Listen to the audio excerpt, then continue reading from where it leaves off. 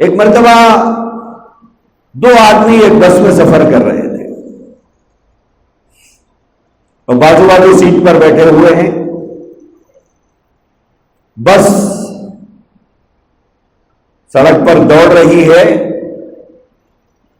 اب بازو بیٹھے بیٹھے ایک دوسرے سے پوچھنے لگے کہ آپ کہاں جا رہے ہیں. لیکن پوچھنے والا پہلا جو آدمی تھا اس نے تیلگو زبان میں پوچھا تو دوسرے نے اسے تیلگو میں جواب دیا کہ میں فلاں علاقے کو جا رہا ہوں. بولے آپ کہاں جا رہے ہیں؟ اس طرح گفتگو شروع ہوئی. کیا کام کرتے ہیں، کیا مصروفیت ہے، کیا مشغولیت ہے، کیا کاروبار ہے. کچھ دیر گفتگو ہوتی، کچھ دیر خاموش ہو جاتے، کچھ دیر بات کرتے، کچھ دیر دوسری مصروفیت میں رہتے. بالآخر وہ منزل آئی جہاں پر ایک آدمی کو اترنا تھا. تو اترتے وقت میں اس نے اپنے بازو بیٹھے ہوئے اس ساتھی سے یہ کہا کہ اتنی دیر سے ہم لوگ آپس میں بات کر رہے ہیں لیکن ہم لوگ اپنا نام ہی نہیں معلوم، کہ ہم کو ایک دوسرے کا نام ہی نہیں معلوم ہے، ہم نے پوچھا ہی نہیں. تو وہ اترنے والے نے بیٹھنے والے سے کہا کہ بھائی ذرا نام تو بتا دو. تو اس نے نام بتایا تو یہ حیران ہو گیا کہ ارے یہ تو مسلمان ہے، یہ تو مسلمان ہے جس سے میں اتنی دیر سے بات کر رہا تھا. پھر اس نے پوچھا کہ آپ کا نام کیا ہے. تو جب اس نے نام بتایا تو اس کی حیرانی بڑھ گئی کہ ارے یہ تو مسلمان ہے، وہ بھی مسلمان ہے، یہ بھی مسلمان ہے، دونوں اردو جانتے ہیں، دونوں اردو میں بات کر سکتے ہیں، لیکن کوئی مذہبی شناخت دونوں کے پاس بھی نہیں تھی جس سے ظاہر ہوتا ہو کہ یہ مسلمان ہے. جو پہچان کی چیز تھی وہ سب ختم کر دیا. نہ سر پہ ٹوپی ہے، نہ چہرے پہ داڑھی ہے، نہ بدن کے اوپر مسلمان جس طرح کا لباس پہنتے ہیں یا دیندار لوگ جس طرح کا لباس پہنتے ہیں ویسا لباس بدن کے اوپر ہے. کوئی چیز نہیں ہے. تو ایک دوسرے کو پہچان نہیں سکے کہ ہم دونوں ایک ہی مذہب سے تعلق رکھتے ہیں.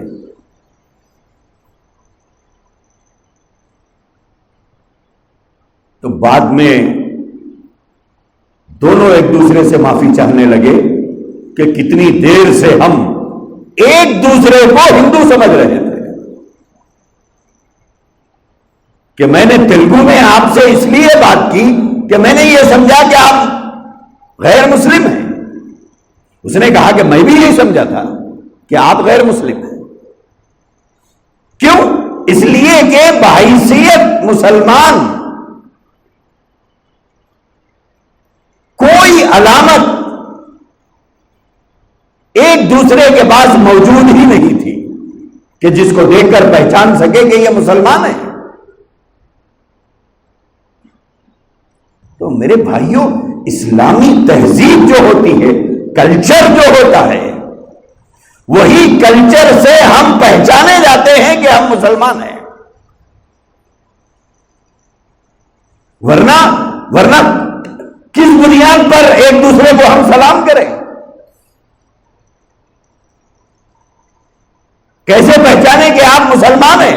بھلے آپ 5 وقتہ نمازی ہوں گے، بھلے آپ تہجد گزار ہوں گے، لیکن آپ میں مسلمان ہونے کی کوئی علامت ہی نہیں پائی جاتی.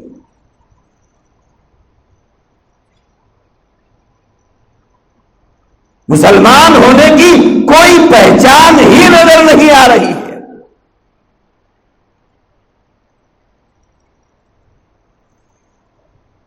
ہمیشہ یاد رکھیں، بے دینی جو گھروں میں داخل ہوتی ہے اور آدمی کے اندر سے مذہبیت جو رخصت ہو جاتی ہے، مذہبیت جو رخصت ہو جاتی ہے اور انسان کی زندگی میں جو بے دینی آتی ہے اور اسلام سے جو دوریاں پیدا ہوتی ہے، مذہب کے طریقوں سے جو دوریاں پیدا ہوتی ہے، وہ کلچر کے راستے سے پیدا ہوتی ہے۔ پہلے آدمی کلچر چھوڑتا ہے، طور طریقے چھوڑتا ہے۔ ہمیشہ بے دینی جو زندگیوں میں یا گھروں میں آتی ہے وہ کلچر کے راستے سے آتی ہے، وہ کلچر کے راستے سے آتی ہے، اور وہیں سے بے دینی ہمارے گھروں میں، ہماری زندگیوں میں ختم جمانا شروع کرتی ہے۔ اب بہت سے لوگ ہیں ان کو اسلامی طور طریقے نہیں پسند ہیں، اسلامی لباس نہیں پسند ہے، مسلمانوں جیسا چہرہ رکھنا پسند نہیں ہے، اسی لیے اپنے چہرے مسلمانوں جیسے نہیں رکھتے، اپنا لباس مسلمانوں جیسا نہیں پہنتے۔ بہت سے لوگ کہتے ہیں کہ صاحب داڑھی رکھنا کیا ضروری ہے؟ کیا ٹوپی پہننا ضروری ہے؟ کیا آپ بتائیے چپل پہننا ضروری ہے؟ چپل پہننا ضروری ہے؟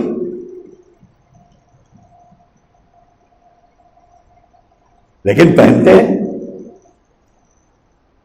ہاں پہنتے ہیں کہ نہیں پہنتے؟ پہنتے ہیں۔ شادی میں شیروانی پہننا ضروری ہے کیا؟ لنگی پہن کے گئے تو نکاح نہیں ہوتا؟ ولیمے کے دن سوٹ پہننا ضروری ہے؟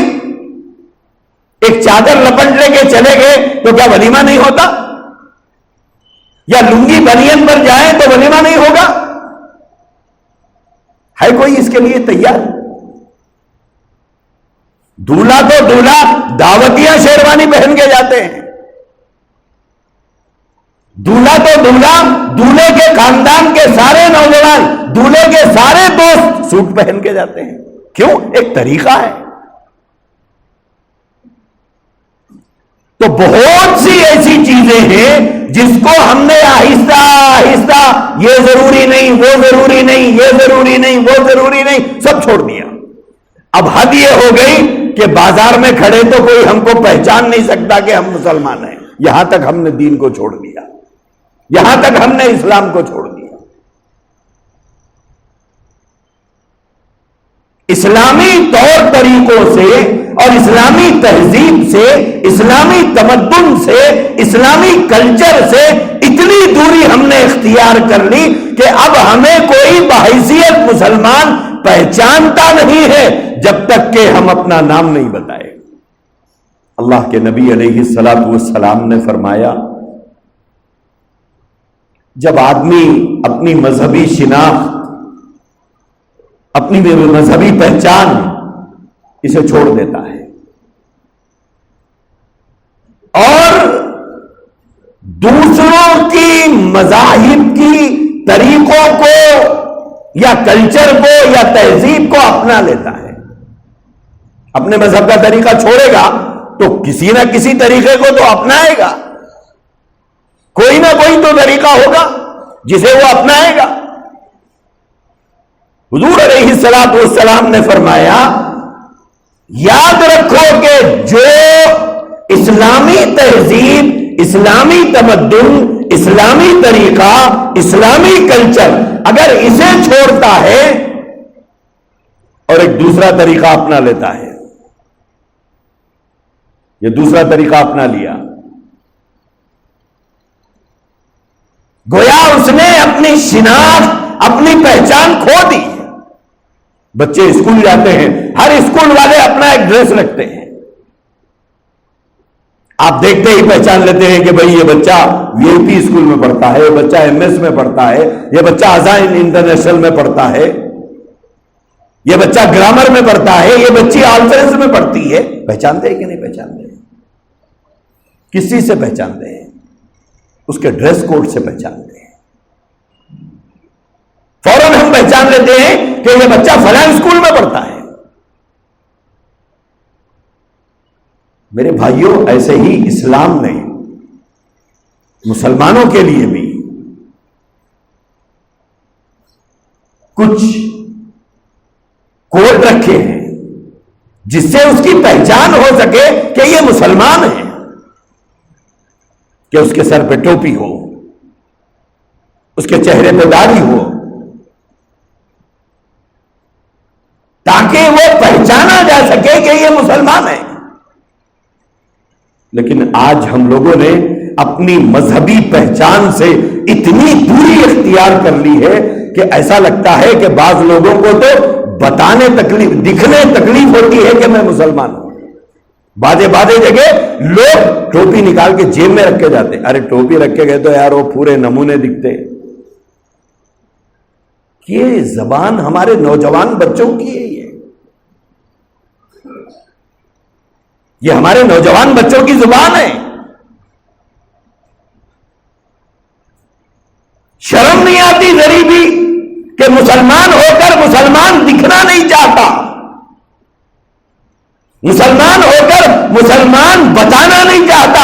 اس سے زیادہ بے غیرتی اور بے شرمی کی بات اور کیا ہو سکتی ہے؟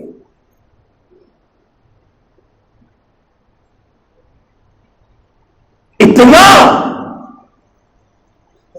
مجبور مسلمان بن کر جی رہے ہیں ہم لوگ. کیا ہم لوگ یہ سمجھ رہے ہیں کہ دوسروں کے طور طریقے، دوسروں کی تہذیب، دوسروں کا کلچر، دوسروں کا تمدن یہ اپنا لیں گے تو دنیا میں ہم ایک باعزت انسان کی حیثیت سے پہچانے جائیں گے؟ کیا یہ تصور ہے؟ اگر قرآن پر ایمان ہے تو سنو قرآن کیا کہتا ہے. قرآن کریم کہتا ہے وَلَن تَرْضَىٰ عَنْكَ الْيَهُودُ وَلَا النَّصَارَىٰ حَتَّىٰ تَتَّبِعَ مِلَّتَهُمْ. قرآن نے کہا چاہے یہودیوں کے طریقے اپنا لو، چاہے عیسائیوں کا کلچر اپنا لو، ان کے جیسا لباس پہن لو، ان کے جیسے بال رکھ لو، ان کے جیسے کپڑے پہن لو، ان کے طور طریقے پہ جی لو، ان کے جیسا کھانا پینے کا انداز اختیار کر لو، ان کے جیسے اٹھنے بیٹھنے کے طریقے اپنا لو، کچھ بھی کر لو، لیکن ایک بات یاد رکھو، کبھی وہ تم کو قریب نہیں کریں گے اور وہ تم کو اپنائیں گے نہیں. وہ کبھی تم سے خوش نہیں ہوں گے کہ ارے یہ ہم جیسا لباس پہن رہے ہیں، ہم جیسے شادیاں کر رہے ہیں، ہمارے جیسے کپڑے پہن رہے ہیں، ہمارے جیسے بال رکھ رہے ہیں، ہمارے جیسے چہرے رکھ رہے ہیں، ہماری طرح کھا رہے ہیں، ہماری طرح پی رہے ہیں، ہماری طرح ان کے گھر اور گھر کے اندر کے حالات ہیں. یہ دیکھ کر کبھی تم سے خوش نہیں ہوں گے. وَلَن تَرْضَىٰ عَنْكَ الْيَهُودُ وَلَا النَّصَارَىٰ. اللہ نے فرمایا ہرگز وہ تم سے خوش نہیں ہوں گے. پھر کیا کریں ان انگریز آقاؤں کو خوش کرنے کے لیے جن کی ذہنی غلامی میں ہم مبتلا ہیں؟ قرآن کریم کہتا ہے حَتَّىٰ تَتَّبِعَ مِلَّتَهُمْ. وہ تو اس وقت میں خوش ہوں گے جب تم اپنا مذہب بدلو گے. طور طریقے بدلنے سے دنیا کی کوئی قوم خوش نہیں ہوگی. تم کو اپنا مذہب بدلنا پڑے گا تب جا کے خوش ہوگے.